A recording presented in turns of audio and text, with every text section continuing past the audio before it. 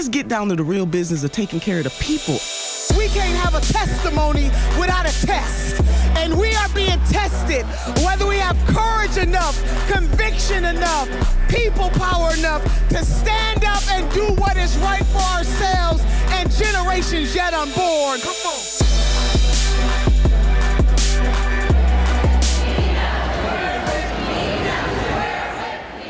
Joining me this week is Erica Garner. She's a modern-day freedom fighter and activist, and one of my all-time favorite people. Erica, thank you for joining us this week. Thanks for having me. So what are your thoughts about the political climate right now? And I know that you are actively engaged. You're not just somebody on the sidelines. You really came to this movement out of a traumatic experience in your family's life, but you have been quite a champion in this movement. How are you feeling about this climate right now? Right now, the focus is off. A lot of people is focused on Donald Trump. I don't believe that since the election, a lot of people is still focused on equality, accountability, and police brutality. Mm-hmm. And speaking of that, can you just share with our viewers as much as you feel up to in terms of what happened to your father, Eric Garner, and how you were able to use that tragedy in your family to really put to the fore the whole notion of police accountability and transparency? Well, about almost 3 years now. My father was killed in the middle of the street, and he was accused of selling cigarettes, but that wasn't the real case. He was actually murdered, and nothing from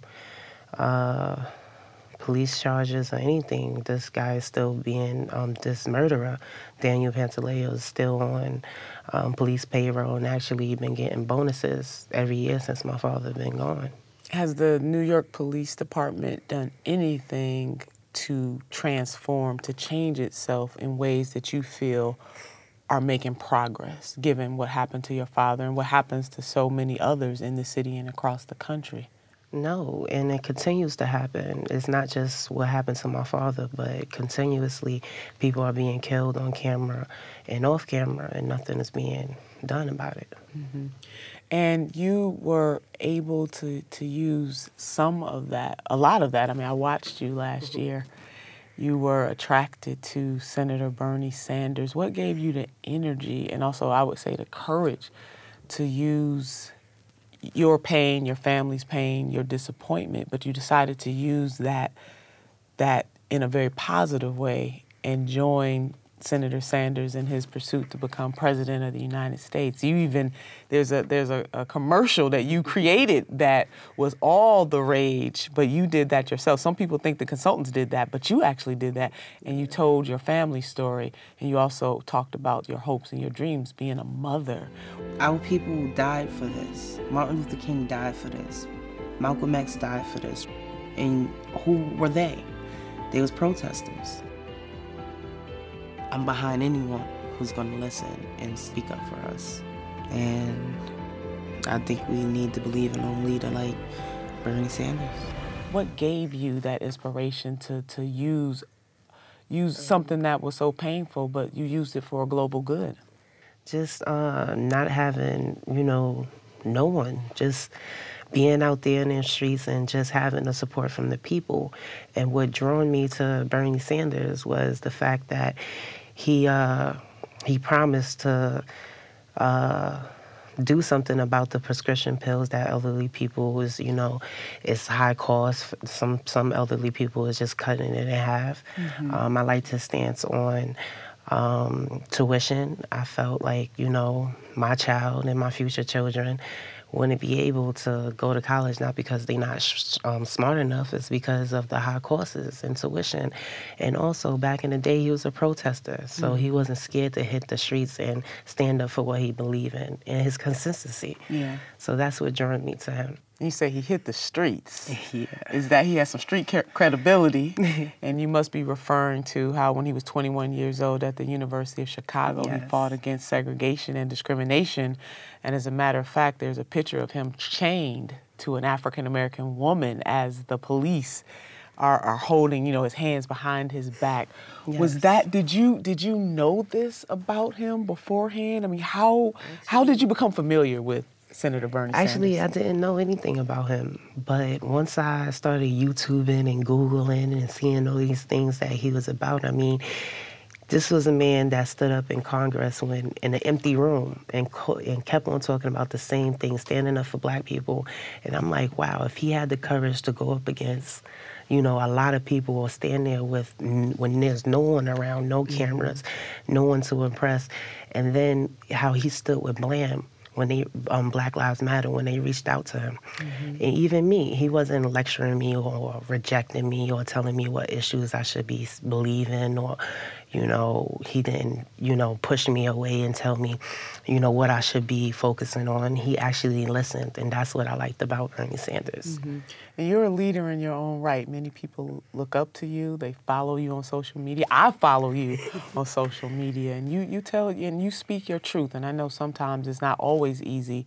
You and I shared moments together. I remember us being on the Apollo stage with Senator Bernie Sanders and Charlemagne and Mr. Harry Belafonte. We were right there with them. And that was an amazing moment. And seeing your all relative, them some of your family was there. But I remember you sharing with me that, you know, through the 2016 election, some people tried to tear you and your family apart because you decided to support Senator Bernie Sanders. And as I remember it, and you can correct me if I'm wrong, others in your family decided to support Secretary Clinton. And that was a burden on you because you were doing what you believed in your heart. And I know that you were not pleased by any stretch of the imagination that people were trying to tear you and your family apart.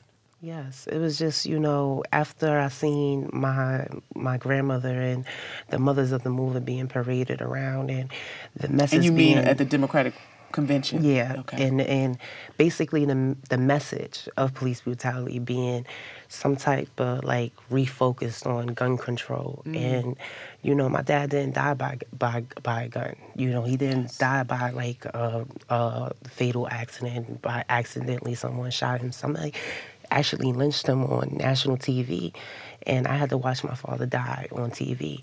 And you know, that didn't sit well with me. And they wanted to, it's people out there that wanted to pit me and my grandmother or me and others against each other, and it's not. It was more like, you know, I wasn't afraid to stand up and speak out. And yes, I am a leader, and I wasn't taught to follow, and I refuse to follow anyone who's not interested in the same interests that, you know, helped me. So, Erica, I know the challenges and the fight for accountability and transparency within the ranks of the police, but there are some police women and policemen who go to work every day, and they really do want to do the right thing. You know, I personally know two of them. My husband is a former police officer, and my son, my baby, is in law enforcement, you know, right now, and he really takes his job very seriously in terms of protecting and serving. So not all police officers are, you know. So how do we as a community navigate some of the pressures that they are both feeling, because many of them believe that in our fight, our collective fight, particularly African-American community, for accountability and transparency, that somehow they are being brushed with the same broad, you know, stroke, that they're all being labeled the same? Well, to that, I would say we need more whistleblowers. We need more people who are transparent, not Within the people, ranks within of the ranks of law enforcement, who are willing to take on that accountability to say, you know what, these officers, you know, are wrong. You know, I don't agree with them. And this is not how, like making a point that this is not how I police, or this is not how we all are.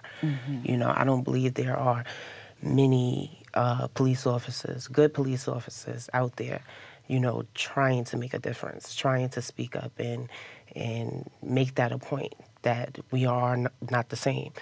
A lot in these, I hear this talk a lot that a lot of police officers aren't the same, but when we look at these videos, we don't see at all, video after video of these killings, that officers are standing up against the person that's doing wrong to tell them to stop. So you want to see good police officers stand up and speak out against officers who are not doing the right thing. Yes. Do you think that simple act would restore some of the faith? It would take more than that, but until these officers are being held accountable and there's transparency across the board, I don't see really a change or a difference. Mm-hmm. But we can start by these officers who are good speaking out more and being a whistleblower. Mm-hmm. So And holding each other accountable. Holding each other accountable and break that blue wall of silence. So, Erica, I understand that you have a book coming out, that you are taking Yes. some of that energy to write a book. And the working title is I Can't Breathe. No, I teamed up with best-selling author from Rolling Stone, Matt Taibbi, and he actually wrote a book about my dad. Yeah. And it's called I Can't Breathe, but it also talks about how all these different people are connected to Eric Garner and has the same story as Eric Garner.